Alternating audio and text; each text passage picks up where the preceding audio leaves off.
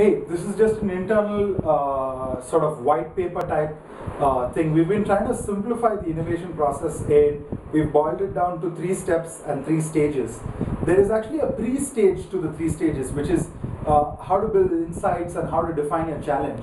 And one way to do that is what I'm calling the hack pyramid. There's no real pyramid here, but you can basically hack stuff for individuals, teams, organizations, or even your sector.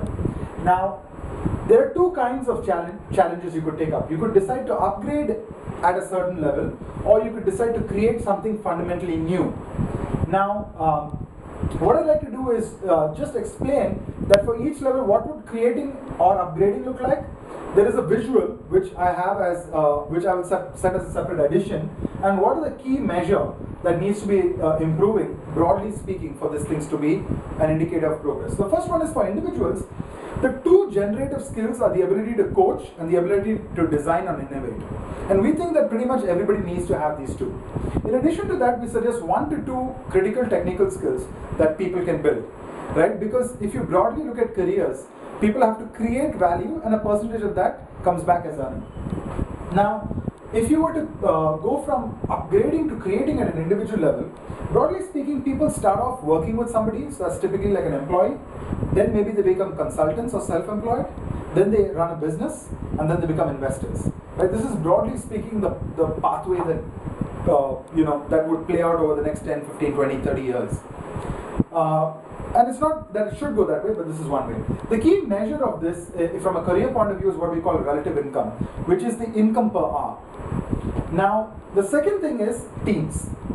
When you want to upgrade a team process, the basic idea is that every team has a customer. Even if it's an internal facing team, it has a customer. And the idea is to drive up lifetime value of customer. And there are 5 drivers of that. Leads, you've got to raise them, conversions, percentage, price, quantity, frequency or cycle time, and the last one is costs or margins. When it comes to process creation, you got to take a measure that already matters to your customer and then ask 3 questions. What level do I need to push this measure to for the result to seem impossible? 1. 2. And it's got to force me to challenge my old ways of thinking and my usual ways of handling stuff. 3. I'm going to deliver this by committing to that goal and then reverse engineering it or working backwards from it. Right? So these are the 3 questions you got to be able to use to create a process breakthrough. Organizationally, there's an organization visual. I'll send this later, which is basically a visual of how the organization creates value. And one way to do it is to challenge it, right? So if one section of it is who your customer is, who else could the customer be? If this is the channel with which you reach the customer, how else could you reach them? So for each aspect, there is an else questions. Who else, how else, when else, where else? And the other way to create a breakthrough in your organization is to pick an area and a key measure and ask those 3 questions again. Primarily, the big question is this.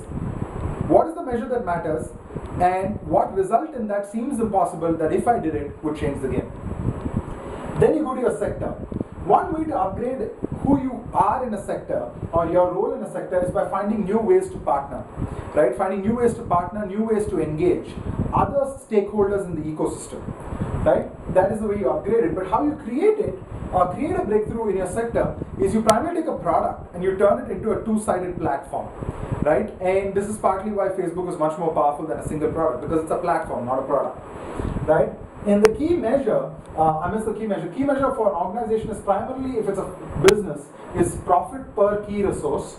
And for a sector is the change in the rate of growth in the organization. Because what really happens when you start creating a breakthrough at the level of a sector, which is primarily achieving things that people in your sector don't think they can achieve, or have tried and given up, or didn't even know that mattered to make that happen, or it's inefficiency, any of these things, is that you start creating a pull effect, and for every and you start getting leverage on everything that you're doing, and that will show up as a faster rate of growth.